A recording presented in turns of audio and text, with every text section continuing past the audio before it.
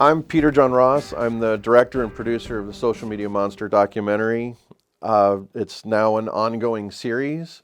This is a little update. This is what I would like to call Anatomy of a Troll. This is where we're going to take just one little incident and kind of dissect it and talk about the hardships of proving and working with law enforcement and social media companies when someone's harassing you. Recently, Matthew Berdyck has been doing Twitter live videos and stating he only has one social media account. Oh, social media monster. I have one social media account, this one. A Facebook account for a Matthew Boehm followed the Social Media Monster Facebook page. There were no photos on the profile. It was kind of a first clue something was off. And when you look at it, it became pretty clear that this might be Matthew Berdyck. The co-producer of the film, Alfie, did some digging and he immediately found a LinkedIn page for Matthew Boehm that had this photo of Matthew Berdyck. From there, he found an 877 number and a company called Ingenia Home Support Services, which brought us back to Facebook, where it had a Facebook page for that too. Is your computer acting up? Call us. We can help. By tracking down the 877 number and doing some basic internet searches, you could see multiple Craigslist ads that showed he was in Reno, Nevada, Sunnyvale, California, San Francisco, California, and even northern LA. Ingenia Home Support Services was supposedly doing kind of basic home repairs, TV installations, and other things, and it was listed as licensed, insured, and bonded. But we could find no record of that company being filed anywhere in the United States.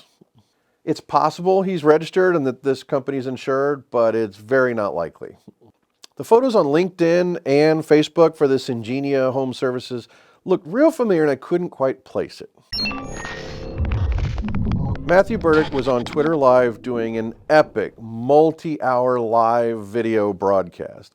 For hours he was just stating over and over and over again he wanted Peter John Ross to come on there and ask him questions. So I relented and I did. I logged in and, by typing in my responses, I asked him a few questions.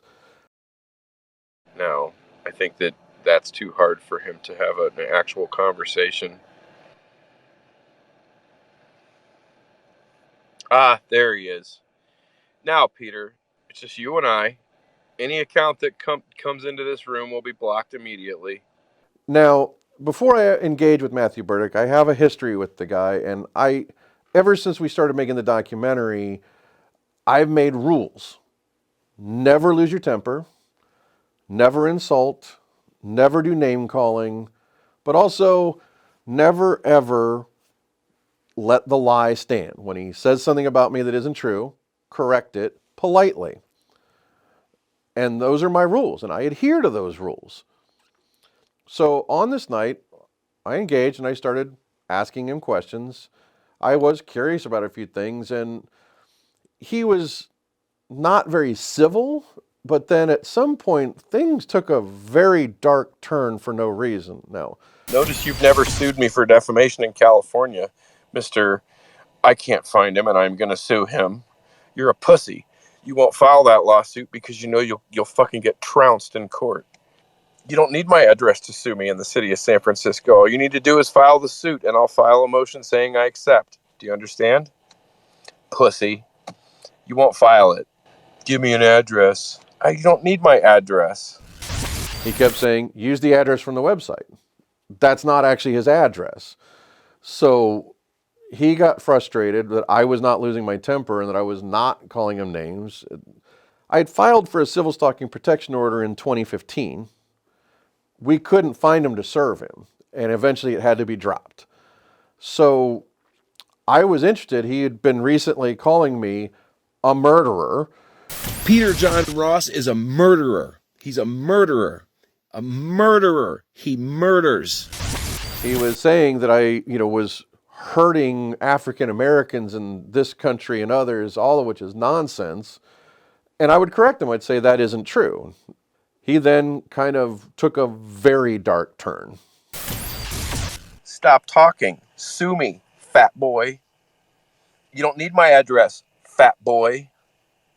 File the lawsuit, fat boy. I see, fat boy. Fat boy. You know what I know about fat boys? They won't file lawsuits. What's it like to be a fat boy? Fat boy, fat boy, fat boy, fat boy, fat boy. You don't need my address. File the suit. I will accept service. Sue me, fat ass. Sue me, fat ass.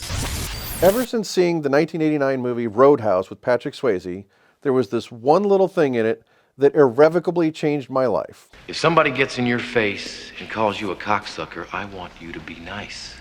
Being called a cocksucker isn't personal? No. It's two nouns combined to elicit a prescribed response. Mind-blowing revelation for me. Just completely changed my outlook. Every single insult that ever got me angry just evaporated with that one line. I've never felt anger at any insult hurled at me the rest of my life. When I don't lose my temper, he seems to always lose his. And it became like talking to a child at that moment. It was very surreal. And if I'm the plaintiff, I have the advantage, fat ass. So you better file first. Not you, certainly. If you came to my house, I can tell you this right now. I've got a drywall knife, and I would put it through your skull and cut a hole in your brain. Just to be clear, you wouldn't walk away alive if you came near me. I promise you that. I am not afraid of you. Not in the least. If you approach me, if you come within 1 foot of me, I will feel threatened, and I will literally take a drywall knife and I will cut a hole in your skull and give you a lobotomy and leave you dead on a sidewalk if you approach me in that manner. Do you understand me? I am not afraid of you. I have no fear of you. And if you continue to threaten me like you have been, I will literally put a drywall knife through your skull and cut a hole in your brain. So when he starts saying, I'm not afraid of you, I'm not afraid of you, but if you come near me, I'm going to feel threatened and cut into your skull. That's like a contradiction. I mean, he was smart enough to try to use the legalese to cover his ass, but it didn't when he's saying, I'm not afraid of you, but I'm going to pretend to be afraid of you and claim self-defense. After that little exchange, I had decided I am not going to engage with him anymore under any circumstances. I don't think it's productive. I don't think he can be reasoned with. There was no point in trying anymore. A few days later, after he kind of realized he was blocked, a brand new Twitter account shows up that calls itself Drywall Knife, with a picture of a drywall knife. It made one reply to me accusing me of having added audience applause to a Q&A video I had, which I didn't do.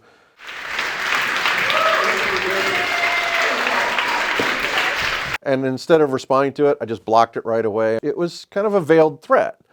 So the issue becomes, how do you prove that's him? How do you connect with someone like Twitter, a giant behemoth that has only AI? How do you convey to an AI machine that this is the same person? He's likely going to get away with this. Cut back to February 2022, we find this Ingenia Home Support Services, and we find that one of the photos of work that he's done is the exact photo used as the profile picture on Twitter for the Drywall Saw account. The pictures were even posted within a day or two of each other. Same pictures, same guy, same threats. Now I have something that I can present in court. Now, getting this through to Twitter is impossible. There's no human element there. They've converted everything to artificial intelligence for moderating. And guess what? Drywall Saw Twitter account still exists today. There should be consequences when you're harassing and intimidating people.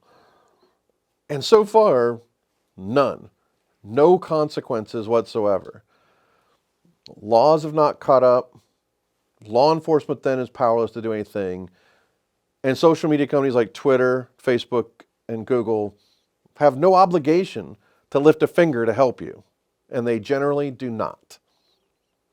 When someone's harassing another person in this way, we're in an all new frontier. So this is just one example of how difficult it is to prove when someone's harassing you when they can use anonymity as a shield. How hard and how much work was put into just proving one little threat.